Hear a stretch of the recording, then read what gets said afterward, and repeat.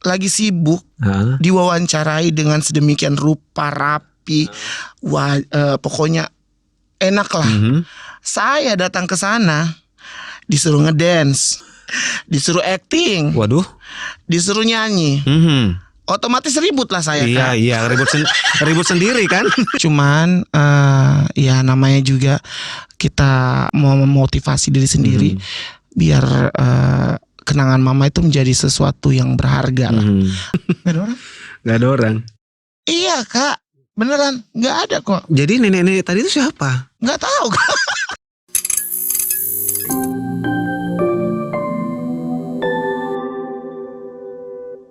Halo Nice People, salam jumpa di tayangan perdana dari podcast Ceritanya Podcast. Podcast yang menyajikan orang-orang yang biasa yang ada di sekitar kita, tetapi ternyata mereka ini punya prestasi dan punya segudang pengalaman yang kita bisa pelajari dan kita bisa dapat manfaat dari pengalaman mereka. Dan kali ini di tayangan perdana saya sudah kedatangan tamu. Dia adalah seorang penyanyi, dia adalah seorang yang multi talent dan juga pernah mendampingi artis komedian terkenal di Indonesia. Tanpa berlama-lama kita panggil Jeffrey. Halo Jeff, Shalom kakak. halo. Selamat sore. Waduh, ini seneng banget nih bisa hadir di tempat ini ya. Betul. Senang juga bisa lihat Kak Martin di sini lagi. Udah lama loh kita ketemu. Iya nih Jeff, nih sudah lama nih. Berapa tahun ya? Kurang lebih 3 tahun lebih lah. 3 tahun lebih. Kurang lebih ya. Waduh, 3 tahun lebih. Iya kan soalnya kakak sibuk, saya sibuk. Iya, benar, terus saya benar. juga ke Jakarta, baru balik lagi di Makassar. Oh iya. Oh gitu. jadi selama ini di Jakarta ya, di Jakarta. Ini pasti panjang dong perjalanan. Puji Tuhan ada-ada aja. Ada-ada aja ya. Seperti itulah Kak. Namanya juga ya apa ya? Kita tuh kalau mau mencari sesuatu yang memang untuk membuat kita, memotivasi kita lebih baik, ya harus dicoba. Mungkin itu kita keluar dari zona nyaman kita, atau kita harus mencoba hal baru. Itu semuanya kan perlu kita rasakan. Benar. Cicipi gitu. Cicipi ya, makanan kali. Ya tapi menarik karena perjalanan hidup seseorang itu kita tidak bisa tahu, tapi kalau diceritakan tuh bisa saja menjadi inspirasi ya bagi orang yang mendengarkan. Nah, amin. Ini di awal pembicaraan kita, mungkin banyak yang pengen tahu sih, nggak banyak sih juga. Soalnya mungkin yang pengen tahu bagi orang yang mengenal. Bagi orang yang tidak kenal harus tahu juga sih. Salam kenal. Benar kan? Begitu. Jadi mungkin pada penasaran nih siapa sih nih Jeff sebenarnya gitu.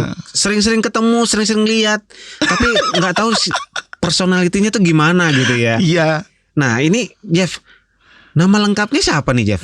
Nah kebetulan nama lengkapku itu pendek banget, jadi nggak panjang-panjang amat. Iya sih. Kalau panjang tuh Jeff gitu ya. Itu mah dipanggil Pak. Dipanggil. Kalau saya sih nama lengkapnya itu Jeffrianto Maliama. Jeffrianto Maliama. Betul. Benar, Jeffrianto Maliama. Iya. Kenapa nggak dipanggil Anto? Nah, kenapa nggak dipanggil Anto? Anto itu kebanyakan yang kenal waktu di gereja Bukit Saitun, GPIB sampai sekarang sih. GPIB Makassar ya? Iya, Makassar. GPIB Bukit Saitun Makassar. Itu teman-teman gereja rata-rata manggilnya Anto. Oh, kirain panggilan kesayangan. Tidak juga. Oh, tidak juga. Tapi panggilan di keluarga Anto. Kalau ponakan-ponakan panggil saya sih botak. Botak? Karena dulu aku sering botak Pak. Oh gitu. Nah sekarang kan gondrong. Ya. Kalau ponakan-ponakan selalu panggil botak. Botak ya. Jadi dulu tuh botaknya lama jadi dipanggilnya botak. Botak. Jadi kalau di rumah panggilnya kadang Yayan, kadang Yanto. Kalau Yanto itu keluarga di Yogyakarta. Yanto. Terus Jeff itu ya biasa di Bukit Zaitun juga sering. Terus paling sering itu pokoknya di kalangan gereja lah. Jeff dengan relasi-relasi. Kalau nama panggung sendiri kan JJ biasanya. Oh JJ. Singkat. Namanya keren-keren banget JJ. Ya gitu. JJ itu bukan yang pebulu tangkis itu ya? Oh bukan. Oh Jojo bukan itu ya? Jojo itu. Aduh. Saya bukan pebulu tangkis Pak. Tahu. Nah terus kegiatannya sekarang apa Jeff? Kegiatannya sekarang itu masih pelayanan nyanyi. Kemudian juga usaha burger. Oh usaha Tapi burger. mohon maaf saya nggak bawa. Oh nggak bawa ya. Aduh sayang sekali ya. Padahal kalau bawa nih kita bisa review gitu ya burgernya Iya itu sih, seperti apa gitu. Soalnya macet pemirsa. Macet ya. Iya sih sekarang ini waduh parah banget. Yang saya kaget itu loh Kak, aku pulang dari Jakarta terus sampai ke Makassar tuh kaget banget karena Makassar sudah semacet ini. Padahal cuma baru setahun loh. Iya. Tapi udah kelihatan, apalagi kan jalan layang udah ada. Tol layang kan udah ada. Terus aduh, udah kayak di blok M aja tuh di apa namanya tuh Fatmawati gitu. Ya. Itu mirip banget. Iya sih Jeff, soalnya kan ya namanya juga orang sudah punya banyak kendaraan ya. Iya. Orang kerja butuh kendaraan, orang berjualan butuh kendaraan. Jadi semuanya kendaraan ya, jalannya nggak lebar-lebar, tapi iya kendaraannya sih. makin banyak. Ini kalau kita ngomongin kendaraan ya, kan ngomongin kamu. Oh iya. Baiklah pemirsa. Oke Jeff. Ya. Jeff ini berapa bersaudara? Kalau di keluarga itu kita keluarga besar Kak. Jadi kami bersaudara ada 10 orang. 10 Cuman orang. Tuhan sudah panggil 2. Terus kakak ipar juga baru-baru tahun kemarin udah Tuhan panggil gitu. Jadi yang meninggal itu udah inilah, banyak Tuhan lebih sayang lah tepatnya. Aslinya mana Jeff? Campuran? Aslinya campuran. Cuma lahir di Makassar. Nah, itu mama saya itu, almarhum mama saya itu Yogyakarta asli. Terus kalau papa saya almarhum itu Ambon. Ambon berarti Ambon dengan Jogja ya. Ketemunya di Makassar. Ketemunya di Makassar. Oke. Terus kemudian jadi keluarga besar. Iya, puji Tuhan. Nah, dalam keluarga itu kira-kira Jeff ini lebih dekat ke mama atau ke papa? Ke mama sih. Ke mama ya. Seberapa dekat Jeff ke mama gitu? Sangat-sangat dekat. Sangat dekat ya. Sampai sekarang sih masih belum bisa move on. Cuman ya namanya juga kita harus bisa ambil diri sendiri untuk bisa memotivasi diri sendiri biar kenangan mama itu menjadi sesuatu yang berharga lah. Artinya bisa membuat kita semakin kuat gitu. Gitu ya. Iya sih. Apalagi biasanya anak cowok tuh lebih dekat. Kok jadi melo gini sih Nggak melo sih. Jangan dong. Jadi biasanya tuh anak cowok itu memang lebih dekat ke mamanya. Gitu. Ya saya juga kayak gitu sih, dekat ke mama. Dan biasanya kalau kehilangan mama itu, waduh. Aduh Kak, itu aku bawa sampai sekarang sangat kehilangan gitu. Iya, jadi kita tuh kayaknya the end of the world ya. Iya, udah stuck di tempat gitu. Aduh, udahlah. Tapi ya hidup harus berjalan terus, betul. Dan kita harus move on ya. Nah, terus kemudian lahirnya di Makassar. Kemudian setelah itu perjalanan kehidupan yang dilalui itu apa? Jadi kan ada yang tahu Jeffrey itu sebagai, mungkin teman-temannya tahu sebagai penyanyi gitu ya, penyanyi. Itu kenapa bisa sampai jadi penyanyi gitu? Apakah dari mana basicnya? Apakah suka nyanyi di kamar mandi atau nyanyi bareng teman-teman di gereja atau di depan rumah gitu? Ngamen dong. Bisa diceritain aja? Oke, itu sih awal mulanya menjadi seorang penyanyi itu karena kerasa ingin nampil. Istilah sekarang itu pengen menter banget. Pengen. Iya. Atau pengen apa ya? Pokoknya beraniin diri untuk show off gitu ke orang banyak gitu. Nih aku bisa nyanyi nih, tapi tanpa rasa sombong juga gitu. Tapi tetap ingin lebih ke rasa ingin mencoba. Ingin mencoba jadi nyanyi itu bagaimana gitu. Awalnya itu lomba RT Pak. Oh, RT. Dalam rangka 17. 17 Agustus. Ketebak. Aduh, di situ awalnya kan cuma coba-coba buat anak kok coba-coba. Iya, harus yang pasti-pasti dong. Bukan itu. Itu mah iklan. Iklan ya. Iklan ya, Kok ngomongin bukan. iklan? Itu biasanya kalau di RT lombanya tuh hadiahnya buku ya biasanya. Oh, aku dulu celana, Pak. Masih ada celananya? Masih cuma celana sekarang bentuk mini. Waduh. Aduh. Tidak kan badanku dulu tak begini. Iya, iklan lagi. Iya. Terus. Iya, seperti itu. Jadi kan harapannya coba dulu deh. Coba dulu nyanyi nih. Nyanyi bla bla bla bla begitu. Kok tiba pada saat pengumuman juara 1. Oh, juara 1. Juara 1 udah. Dari situ mulai coba-coba lagi deh pertandingan lebih besar toh. Lebih lebih beranikan diri lagi ke banyak orang lagi di luar. Oh, ya coba. Ya udah ke bawah sampai saat ini gitu. Akhirnya menjadi suatu kayak hobi yang menghasilkan. Iya, benar, hobi yang menghasilkan. Tapi sebelum itu apakah hanya nyanyi saja atau sempat kerja di mana atau sempat atau bagaimana, bertapa atau gimana? Banyak gitu Kak. Kalau masalah pekerjaan banyak. Karena kan nyanyi juga waktu itu kan cuma pada saat lomba-lomba. Kan pada tahun 90-an kafe-kafe kan belum pada menjamurnya minta ampun kan. Belum banyak gitu. Jadi kalau tahun 90-an tuh kebanyakan bertanding aja. Kayak festival-festival nyanyi, singing competition gitu. Cuman yang pada saat sekarang ini itu kegiatannya hanya nyanyi kafe to kafe ya. Kemudian kebanyakan di gereja juga Kak. Jadi kalau yang waktu kerja itu sempat kerja. Ada dong Kak. Di mana itu kerjanya? Nah, kerjanya itu saya pertama kali selesai sekolah waktu itu tahun 2002 itu di toko. Oh, boleh sebut brand nggak? Boleh. Oke, di toko Alaska. Toko Alaska ya, benar. Terus di situ sudah dari Alaska. Berapa tahun di Alaska? Kurang lebih 1,5 tahun. 1,5 tahun. Dari 2002 sampai 2004. 2002 sampai 2004. 2002. Oke, 2002 sampai 2004. Karena aku lulus sekolah 2002, Pak. Kelihatan kan tuanya. Bukan saya yang bilang. Nah, terus baiklah. Nah, 2002 sampai 2004 itu 2004 aku resign, itu aku ke Jakarta. Ngapain? Ikut Idol. Oh, waktu itu. Ikut Idol. Idol itu Indonesian Idol. Iya. Ya benar-benar. Right. Itu season 1 ya. Season 1. Pertama kali. Terus jadi waktu ikut itu ya lumayan lah, perjuangannya sangat-sangat banyak karena baru saya tahu banyak penyanyi-penyanyi yang luar biasa di sana. Saya pun shock dan kaget. Akhirnya gagal waktu itu. Mewakili regional Makassar. Iya. Atau Sulawesi?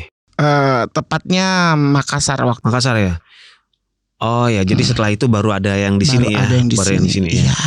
Berarti perjuangan banget tuh yang pertama ya. Banget Kak. Dan kita itu harus antrinya panjang banget. Iya sih. Jadi ya belum rezeki lah, Tuhan belum kasih.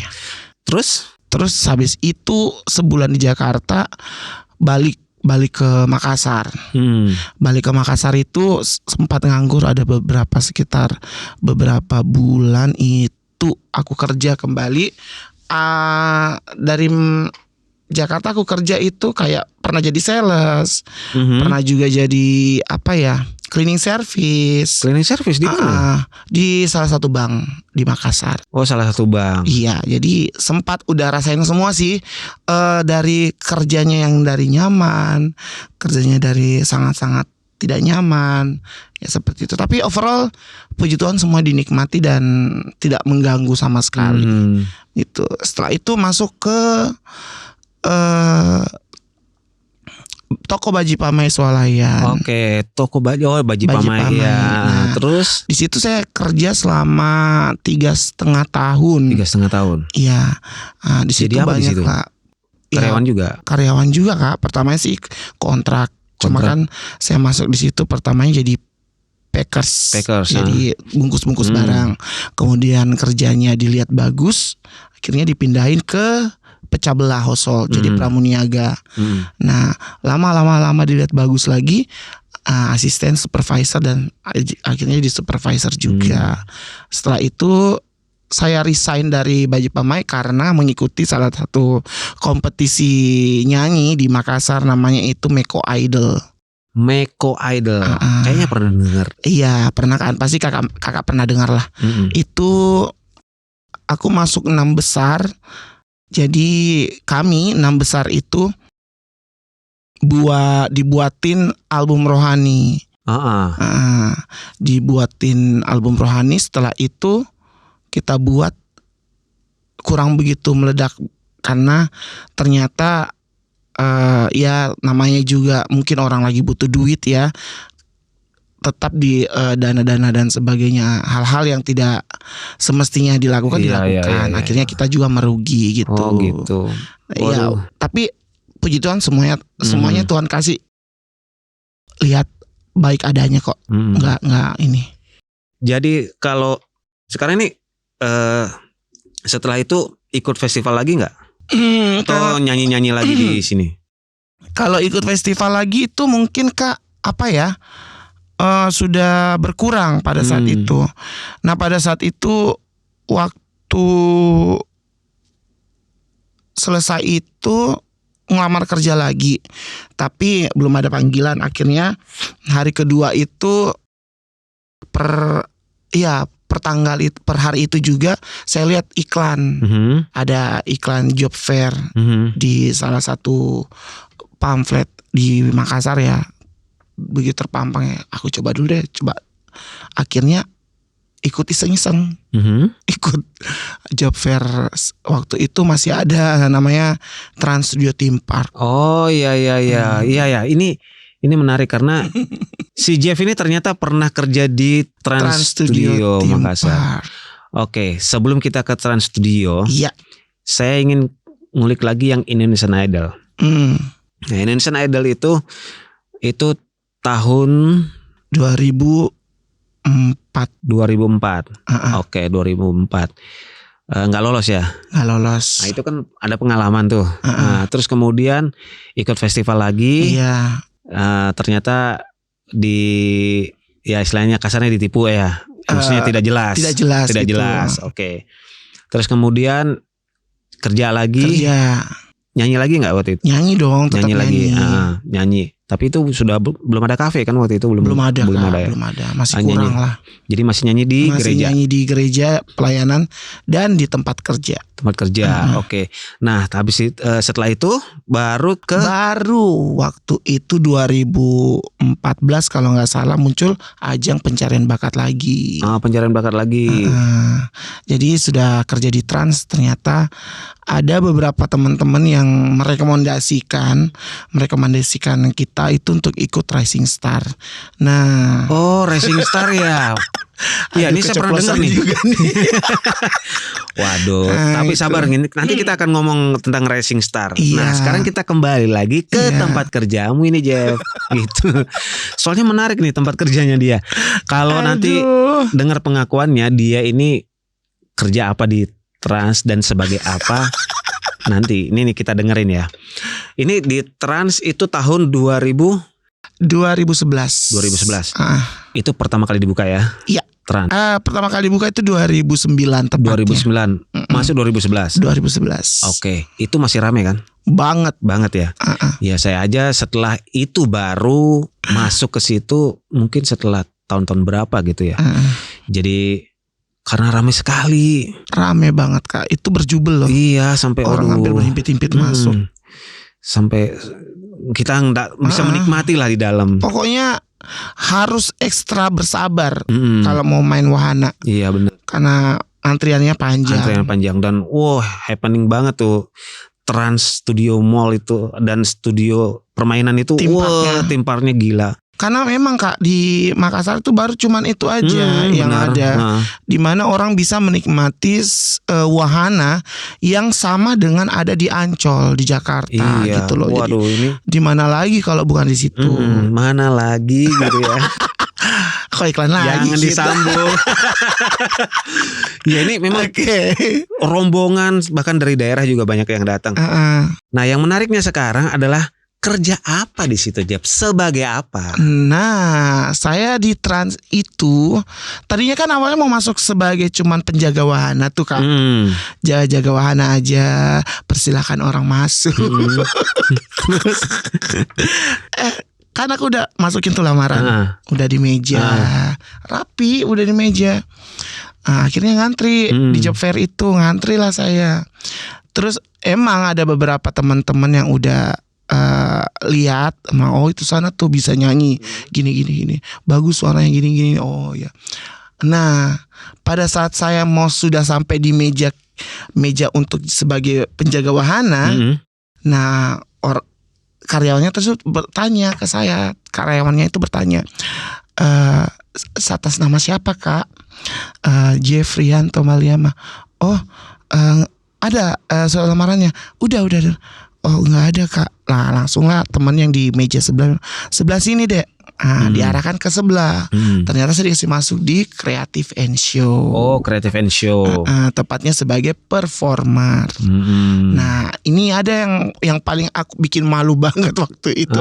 Karena orang semuanya, bayangin aja Kak, kalau seandainya Kakak di posisi saya, semua orang lagi sibuk diwawancarai dengan sedemikian rupa, rapi, pokoknya enak lah. Saya datang ke sana disuruh ngedance, disuruh acting, disuruh nyanyi. Otomatis ribut lah saya Kak. Iya, ribut sendiri kan. Jadi malunya double loh Kak. Iya. Orang pada ngeliat, itu ngapain tuh? Ini idi. Itu apa ya, kemasukan kali ya? Ya mungkin masih awam, kan? Belum ini. Tapi saya beneran sumpah, selesai di audisi, selesai disuruh nyanyi, muka saya memerah dan saya langsung pulang. Tidak tinggal. Tapi puji Tuhan, karena di situ saya mulai setidaknya saya memulai merasakan gimana tuh diliatin orang. Itu awal mulai. Dan malunya gimana? apa dirasa tuh Kak kalau gitu? Iya sih, pasti rasanya kayak darah itu nggak mengalir. Aduh, lari Kak, beneran saya sumpah lari turun dari lantai atas itu, lantai 3 kalau nggak salah. Turun ya, bukan lompat ya? Bukan Kak, masih sadar Kak. Masih sadar. Aku masih mau menikmati hidup Kak. Iya. Oke. Lanjut. Iya. Jadi seperti itu. Udah pulang lama. Ya udahlah, kan pada saat itu juga ya ada musibah di keluarga aku, kakakku kecelakaan waktu itu. Jadi udah dari Trans langsung pulang ke rumah sakit. Kebetulan juga waktu itu masih ada almarhumah mama. Ya di situ duduk. Pas sampai di rumah, aku bilang sama mama di rumah sakit, "Ma, saya pulang dulu ya. Nanti Jeff yang ganti mama di sini." Iya, pulang. Sudah saya pulang. Baru duduk di rumah, sampai di rumah telepon. Atas nama Jeffrianto Maliama. Oh iya, dengan saya sendiri. Aduh, ada apa nih? Pikirnya gitu kan.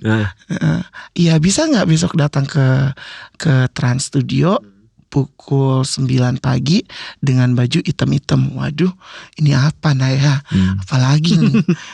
Udah, iya Pak, iya Mbak. Baik, saya besok. Tapi tahu itu telepon dari mana? Iya, karena kan aku tanya dari mana. Kan dia bilang dari Trans Studio. Oke, baik Mbak. Antara percaya nggak percaya nih Kak, ya. Udahlah, besoknya saya kesana pakai baju hitam. Udah tau lah, saya kan dulu orangnya culun. Udah culun hitam lagi kan, nggak gitu, bermodel lah bentuk. Sekarang masih culun? Masih sih. Culun-culun lucu. Culun-culun nyebelin. Aduh, ya seperti itulah Kak. Jadi Waktu dulu rambutku enggak begini. Terus keterima di Puji trans. Tuhan keterima. Terus jadi apa? Nah, waktu itu ceritanya di sana itu harus bisa semua, Kak. Semua. Jadi kita harus bisa acting, jadi bisa dancer, Iya. bisa bermusik, pokoknya semuanya dilakoni. Jadi dari berjalannya waktu, singkat cerita ya, Kak ya. Kerja di sana itu saya bisa dapat belajar mengenai acting. Musik, nyanyi, kemudian dancer sedikit-sedikit, walaupun bukan saya dancer. Bukan belly dancer ya. Bukan. Jadi saya melakukannya itu memang dengan atas dasar hobi, tapi berbayar ternyata enak banget gitu, sumpah. Tapi ada pengalaman baru kan didapat di situ. Banget. Iya kan? Nah, yang paling menarik itu kalau kita jadi icon gitu. Icon-iconnya. Maksudnya jadi icon itu? Iconnya ya bisa jadi clown, bisa jadi badut-badut, jadi hantu.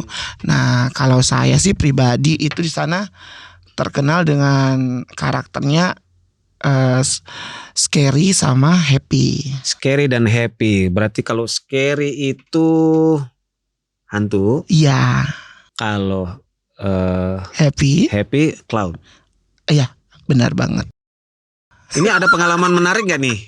Kira-kira? Banyak, Kak, banyak. Waktu jadi badut deh. Waktu jadi badut tuh apa pengalaman? Waktu jadi badut. Nah, itu yang manajer saya pusing kalau saya jadi badut. Manajer saya pusing karena manajer saya itu nggak bisa larang-larang saya kemana-mana, dan security pun nggak bisa karena dia tahu saya orangnya jahil. Iya, benar. Pernah satu kali saya masuk di trans. Ini kenapa ada badutnya lepas dari zona bermain? Ini sampai di mallnya loh jalan-jalan. Soalnya ini badut dari mana nih? Kirain bukan badut. Nah, ini kirain salah satu tenan punya badut promosi gitu. Kan biasa ada yang kayak gitu kan. Ya, ternyata ini badutnya trans ini. Malah, Kak, badut umpamanya tenan-tenan itu yang punya badut malah nggak mau keluar kalau ada saya. Takut dimakan kali ya. Masalahnya aku memang jahil, Kak. Udah jahil, ribut lagi tuh sepanjang mall. Iya sih, bener. Suaramu aja yang kedengaran tuh. Jadi security aja itu sampai tepok jidat lah lihat aku itu kalau keluar dengan badut. Kalau dia bilang gini, "Tuh siapa lagi tuh?" Itu pasti JJ deh. Nah, iya Pak, itu JJ. Aduh, kalian saya ngatur dia ya, saya tidak mau atur. Ya sudah, angkat tangan lah manajer saya dan security itu. Udah kasih lewat aja biar.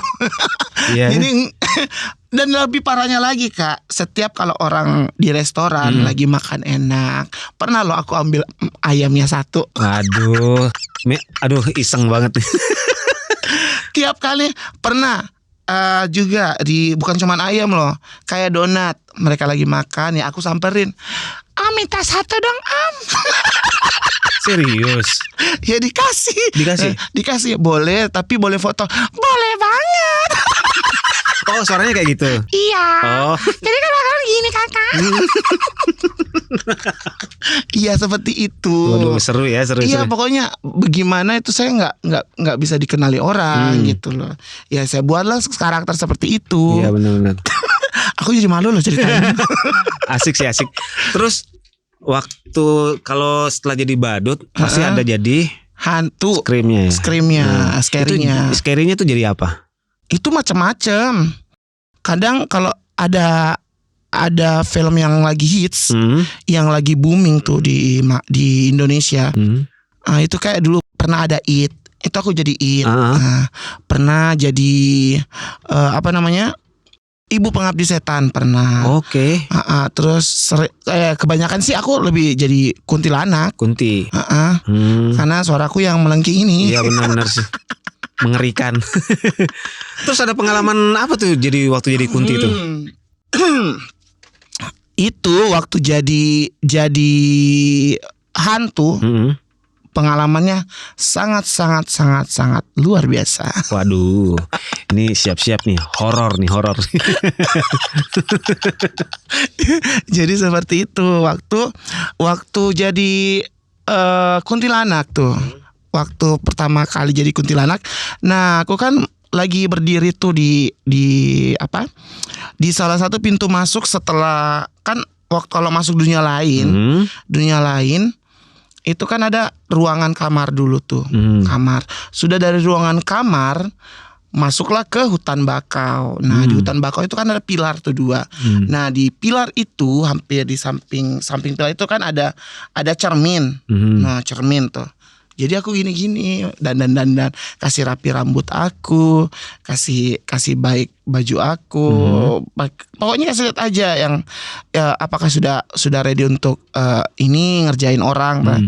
Nah, pas aku balik begini lagi ke cermin, loh kok ada pocong tuh. Serius? Pocong, iya, pocong ini? Pocong ya, pocong beneran, bukan pocong yang jadi pocong beneran. Jadi pas gini ada dia. Terus saya begini lagi. Jadi begini lagi. Dia ngikut. Ternyata dia mau main. Mau main. Nah, udah pas dari depan udah bunyi ada pengunjung masuk, udah langsung aku bilang sama pocongnya gini, udah dulu ya main ya, ntar kita sambung lagi coy. Saya bilang gitu. Langsung beginilah saya lihat lagi di kaca, udah nggak ada. Oke, thank you, sampai ketemu lagi ya. Udah jalan lagi. Siap lah jalan, masuk tuh, masuk orang itu baru tak kagetin. Aku kagetin orang lagi. Pernah yang aku sampai kesiram air 1 botol. Waduh. Itu sama pengunjung yang siram. Sama pengunjung. Kayak mereka jengkel, ketakutan. Kaget ya. Ada sampai menangis. Berarti yang siram dengan botol itu latah kali ya? Latah. Ada sih yang lemparin aku ini tasnya nggak kembali. Iya sih. Nggak tahu. Mungkin makhluk lain itu cocok pergi sih. Belanja ke pasar. Dia tuh antara ragu mau minta ganti rugi sama siapa gitu. Mau masuk lagi. Tapi jujur memang. Kalau dunia lainnya di Trans Studio Theme Park itu memang serem banget. Serem banget ya. Aku berani, tapi memang aku nggak mau buat diriku jadi takut gitu kan. Karena masalahnya, aduh dunia lain pak, siapa berani di dalam tuh. Jadi pada saat itu kan memang lagi main-main aja. Nah terus yang paling serem itu waktu aku masuk jadi kuntilanak itu. Main tuh sendiri di dalam main sendiri. Nah pada saat itu kan teman-teman bilang gini, Kak Jeff masuk sendiri aja ya. Nah ya udah dengan rasa pedenya masuklah saya sendiri. Jadi aku lewat tuh, tunggu orang nggak ada lewat. Terus begitu lama-lama lewatlah 1 kereta. Lewat tuh 1 kereta.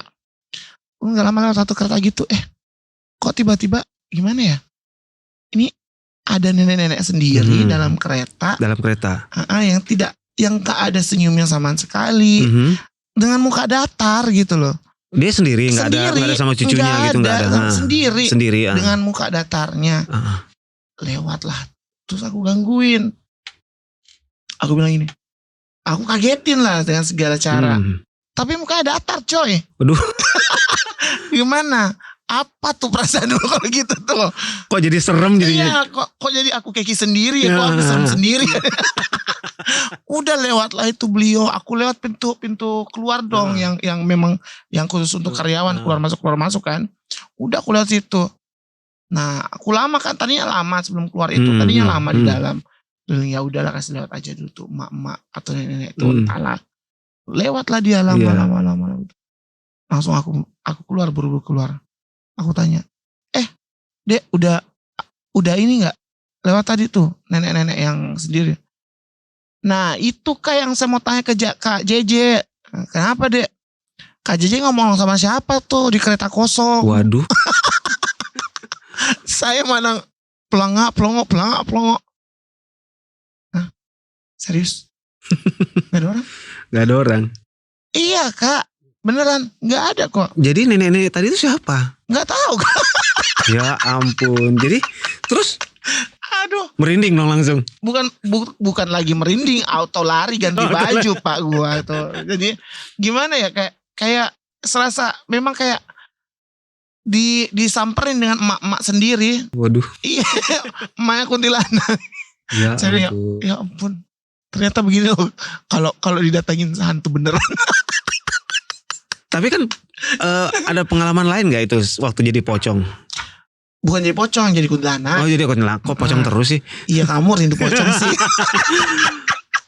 Ada cerita unik lain gak itu? Nah, setelah itu Selain Keki dengan nenek-nenek itu? ada lagi tuh satu yang apa ya?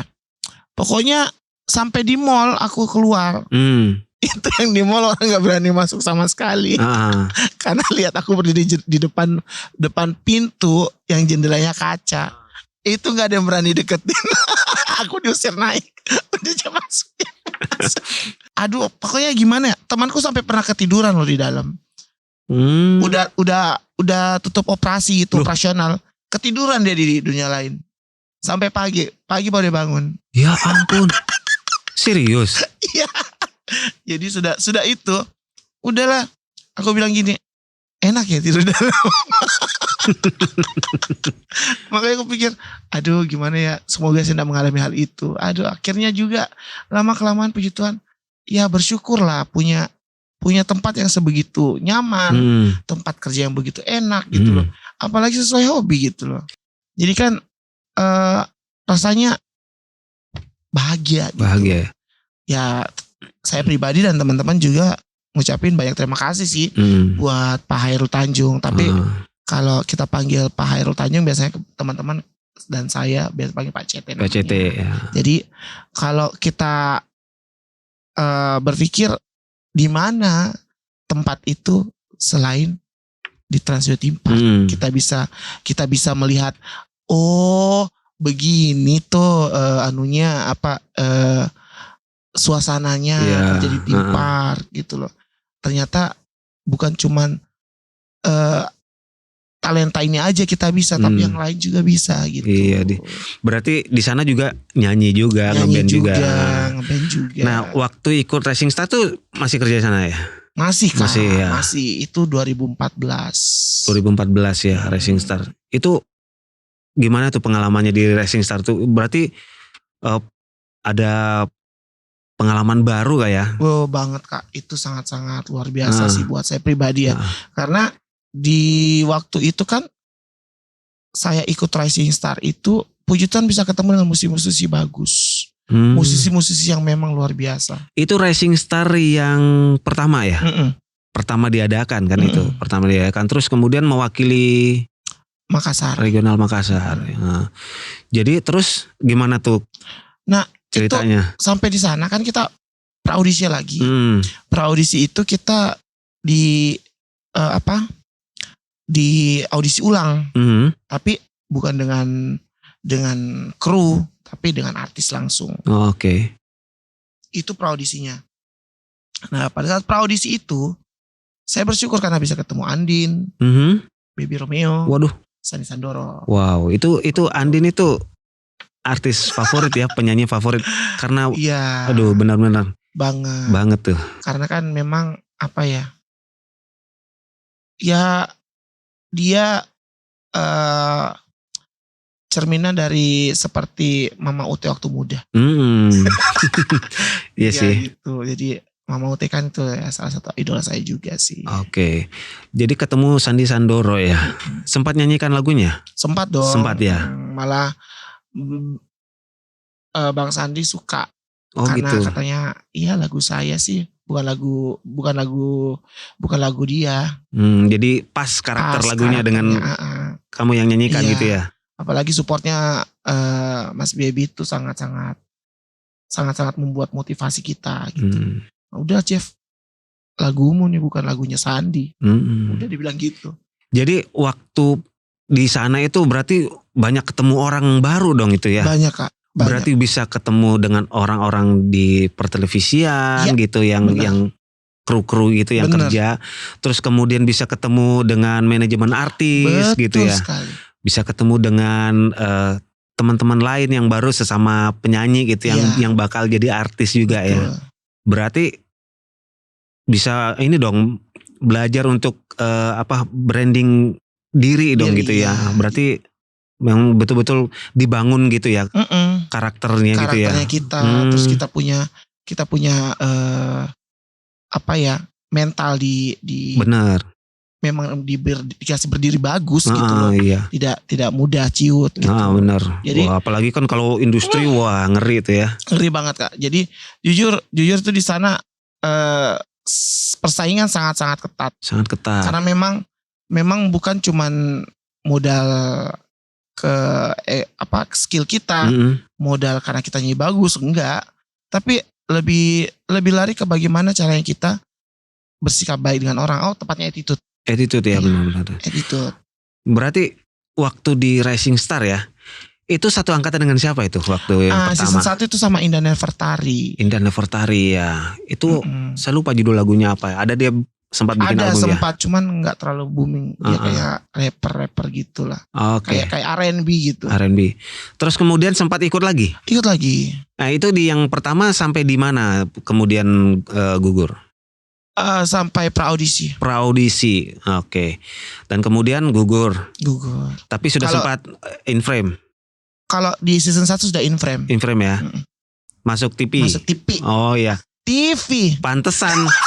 Jadi ini yang bikin heboh gitu. Karena ada anak Makassar ceritanya yang bisa sampai Rising Star sampai di TV ya. Itu belum di coaching ya sama artis ya? Sudah deh?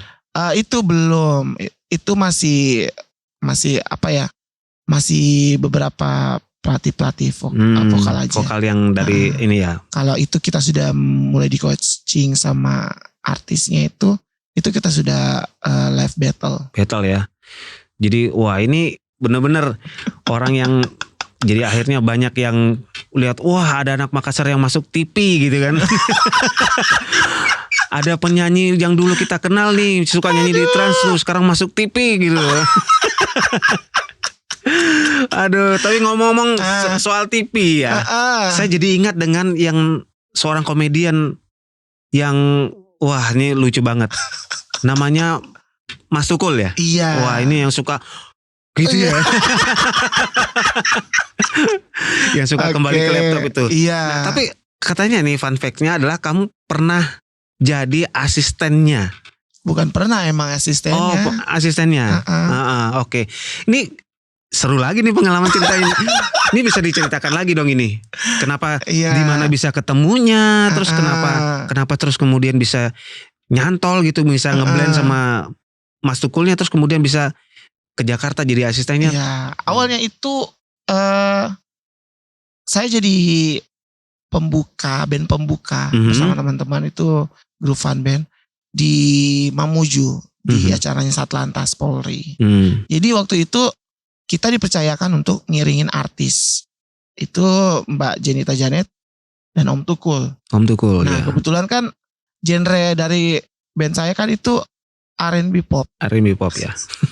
Ini jatuhnya ke dangdut, Pak. Oh iya, jauh memang jauh. Tapi puji Tuhan teman-teman sanggupin dan teman-teman bekerja keras akhirnya bisa ngiringin artis dangdut lagi. Dengan usaha usaha dan kerja keras yang memang tidak sia-sia lah. Iya. Nah, disitulah awal mulanya udah ngiringin Mbak Jenita Janet nyanyi gitu. Naiklah Om Tukul. Nah, Om Tukul kan punya tandem tuh MC. Ya. MC-nya kan kurang ngeblend sama Om Tukul kan. Nah, aku lah masuk gitu. Masuk. Dengan gaya pecicilanku yang sangat-sangat semraut gitu, dengan rambut yang sangat berkoar-koar. Rambut kok berkoar-koar. Jadi nyeletuk-nyeletuk gitu ya. Ya tahu sendiri lah Pak, rambut saya ini kan tergulung-gulung cantik. Iya, cantik. Jadi seperti itu. Terus akhirnya dia tanya, Jeff main-main ke Jakarta lah. Nah, oh iya Om, nanti aku usahain main-main ke Jakarta. Tuh ambil nomornya Opa Jos tuh. Nah, Jos ambil tuh nomornya si Jeff. Udahlah aku tukeran nomor sama Opa. Kan pada saat itu kan nomornya Om Tukul belum ada di saya. Yeah. Karena beliau juga namanya beliau itu artis terkenal kan, gak mungkin kasih sembarang nomor. Iya benar. Nah akhirnya nomornya Opa George yang aku save aja. Nah, akhirnya lama kelamaan begitu jalan, udah pesan terakhir dari Om Tukul itu sebelum pulang ke Jakarta, ke Jakarta ya. Iya Om, nanti. Nanti Jeff nyusul. Ya. Jadi masih belum mikir apa gitu ya. Nah, tepatnya pada pada bulan Oktober tepatnya di tahun 2019 itu kesanalah saya berangkat seminggu. Sudah seminggu ke sana, cek ombak lah ceritanya kan ya. Akhirnya melihat, oh begini cara kerjanya. Oke. Oh beginilah. Sampai di sana juga waktu di bulan Oktober itu aku tiba di Jakarta dijemput sama Om Tukul loh. Wih. Ini yang artisnya yang mana ini?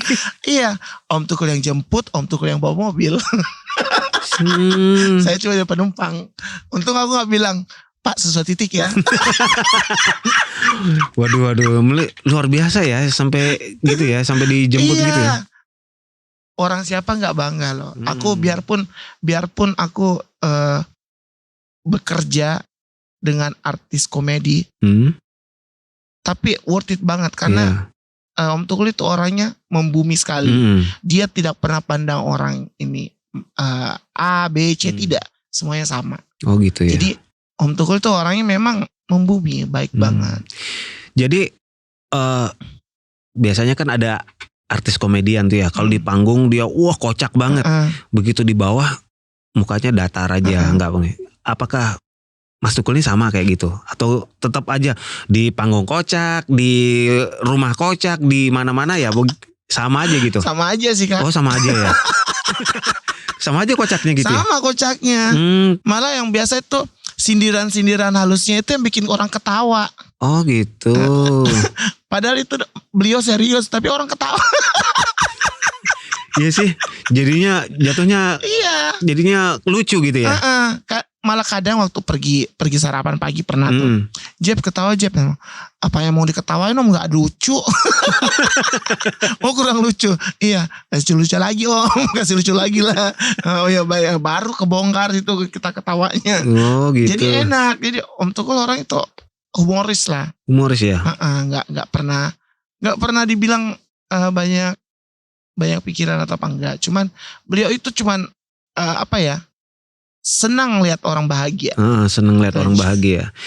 Itu yang saya sering lihat di IG ya. IG-nya tuh dia selalu ini posting-posting bilang Jeff, wah ketawa gitu. Wah ini senang, wah luar biasa banget nih. Iya, karena beliau itu menghargai setiap momen yang beliau pakai. Jadi itulah kenapa beliau sering mengambil video sendiri, sering merekam sendiri, karena beliau menghargai setiap momen yang beliau jalankan. Baik itu mulai dari keseharian, syuting dan sebagainya, itu beliau menghargai banget. Oh oke. Berarti dia benar-benar serius dalam pekerjaannya. Betul, dan sangat disiplin. Jadi berarti banyak pengalaman dong yang bisa didapat dari Mas Tukul. Iya, yang saya ambil dari Om Tukul itu kedisiplinan waktunya. Dan bertanggung jawabnya dia pada pekerjaan. Itu yang beliau pegang. Iya. Terus ini kan banyak yang sempat yang ngomongin lah ya, maksudnya bertanya-tanya. Ini sebenarnya Om Tukul ini atau Mas Tukul ini sakitnya apa gitu? Kok tiba-tiba langsung hilang gitu? Ya, itu beliau itu cuman kecapean aja. Cuman kurang istirahat. Oh kurang istirahat aja ya. Akhirnya beliau yang tadinya memang agak sedikit fit gitu, tiba-tiba tuh karena kelelahan Kak tepatnya. Karena faktor padatnya syuting, padatnya pekerjaannya seperti itulah. Iya. Tapi puji Tuhan beliau itu nggak pernah sampai lari ke namanya hal-hal yang negatif. Tapi beliau itu orangnya memang jalan dengan legowo aja. Gitu. Berarti itu kan biasa artis tuh udah kerja dari pagi sampai pagi gitu ya. Berarti ngikut juga gitu ya. Ngikut Kak. Wah, ini berarti waduh. Aku ngalamin masalah. Iya ya. Berarti aktivitas tuh padat Kak. Padat merayap gitu ya. Pagi itu kalau umpamanya kita syuting dari pagi, terus ketemu pagi, terus cuma tidur 2 jam 3 jaman, terus bangun lagi, dan itu prepare lagi, gitu aja. Waduh. Gitu. Luar biasa ya. Terus di TV itu waktu ini 4 mata, 4 mata ya, 4 mata. Terus kemudian bukan 4 mata. Terus kemudian ini baru 4 mata. Terus pindah. ke Indosiar di One Man Show. One Man Show itu yang terakhir ya. Iya. Dan di situ In Frame juga. Iya, saya lihat sih beberapa kali jadi figuran yang ya jadi apa sih? Pelengkap penderita. Iya, sempat berantem apa gitu, jadi pokoknya gitu ya. Jadi kalau kebanyakan In Frame di acara Om Tukul itu kebanyakan di Ini Baru Empat Mata. Ini Baru Empat Mata ya. Tapi kalau di One Man Show itu kebanyakan cuman sebagai masuk pada saat off air aja. Off air. Nyanyi juga kan? Nyanyi juga. Benar. Wah, ini luar biasa nih pengalaman yang tidak bisa ini. Tapi ada rencana balik lagi nggak? Ada Kak rencana balik, cuman belum tahu, belum bisa pastikan kapan. Karena kan pekerjaan itu kalau kita ke Jakarta harus pasti dulu Kak. Iya sih. Iya. Apakah pekerjaan sudah memang ada atau masih meraba-raba, janganlah. Pastikan pekerjaan sampai di Jakarta itu ada. Ada ya. Kalau enggak jadi gembel gitu. Iya, apalagi kalau nggak ada yang panggil gitu, jangan coba-coba gitu. Jangan coba-coba. Rugi gitu. Jadi waktu setelah cek ombak itu juga Kak, ini kita kembali dulu ya Kak ya. Ini setelah cek ombak seminggu di Jakarta, aku kan selesai kuliah, selesai pendidikan itu udah di awal 2020. Awal 2020 setelah kuliah itu aku baru ke Jakarta lagi. Setahun panjang di sana. Ya itu, panjang itu ya. Panjangnya itu. Jadi ya menikmati semua bagaimana rasanya kena pandemi, bagaimana berada di suatu tempat yang memang rawannya pandemi itu banyak. Benar. Jadi waduh. Di situ mulai di situ juga aku sama Om Tukul tuh kayak mengurangi aktivitas gitu. Jadi di situlah mulai di situ Om Tukul banyak istirahat. Tapi setelah pandemik menjadi endemik juga kan waktu itu mulai agak-agak normal lagi kan. Mungkin di situ Om Tukul merasa capek ya. Iya, terlalu kelelahan. Iya sih, biasanya kan kalau orang yang biasa kerja tiba-tiba terus langsung stop gitu kan. Itu biasanya langsung baru muncul capeknya, sakit badannya semua. Waduh. Itu makanya pas muncul lagi dengan kegiatan yang sangat padat lagi. Akhirnya dia down. Nggak bisa seperti yang kemarin gitu ya. Makanya mohon doanya teman-teman. Ya mudah-mudahan Om Tukul nih bisa cepat pulih dan kembali menghibur. Betul, bisa kita kembali menghibur orang-orang di tanah air ini ya, pemirsa-pemirsa. Oke.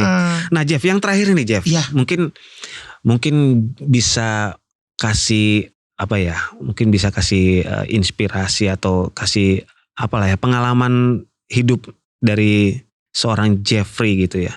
Mungkin ada kemudian orang-orang yang ingin mengejar mimpinya gitu. Oke, kalau ingin mengejar mimpi itu mungkin kita harus banyak bersabar kan ya.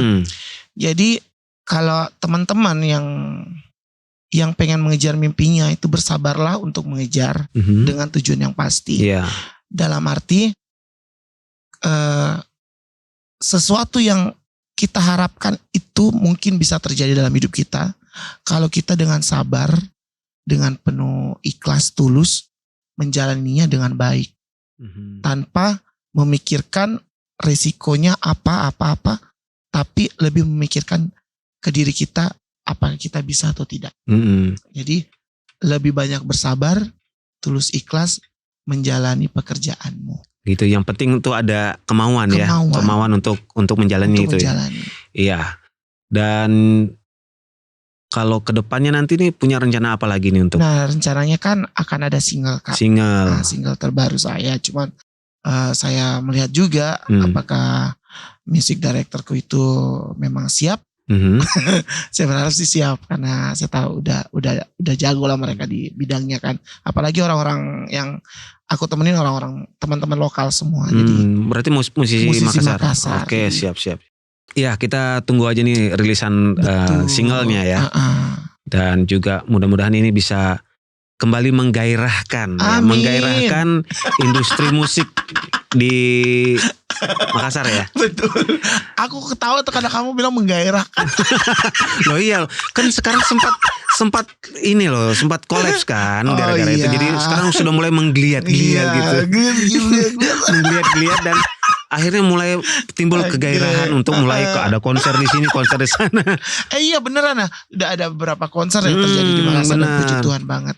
Iya, jadi mulai rame, mulai banyak keluar orang-orang mulai semangat untuk ini ya. Mudah-mudahan ini bisa menjadi dampak yang positif ya. Iya, amin. Bukan positif COVID, tapi positif yang baik untuk kembali kita move on lah ya. Setelah 2 tahun kita memang sempat jatuh.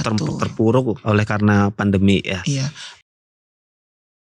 Kalau sudah kasih motivasi ke, mungkin ada yang dengerin nih kita ini atau melihat kita atau nonton kita di YouTube dan kemudian mereka terinspirasi, ya mudah-mudahan ini bisa jadi inspirasi bagi mereka gitu ya untuk maju aja lah gitu, maju aja, jangan takut, jangan down. Iya betul. Meskipun ada tekanan-tekanan, mungkin orang-orang terdekat bilang wah nggak mungkin, tapi maju aja gitu. Pokoknya berkarya dengan hal yang positif aja. Berkarya dengan hal yang positif. Oke, sampai di sini perbincangan kita dengan Jeffrey, dan nantikan penayangan podcast cerita podcast dengan tamu-tamu yang lain yang lebih menarik lagi. Sampai jumpa. Dadah.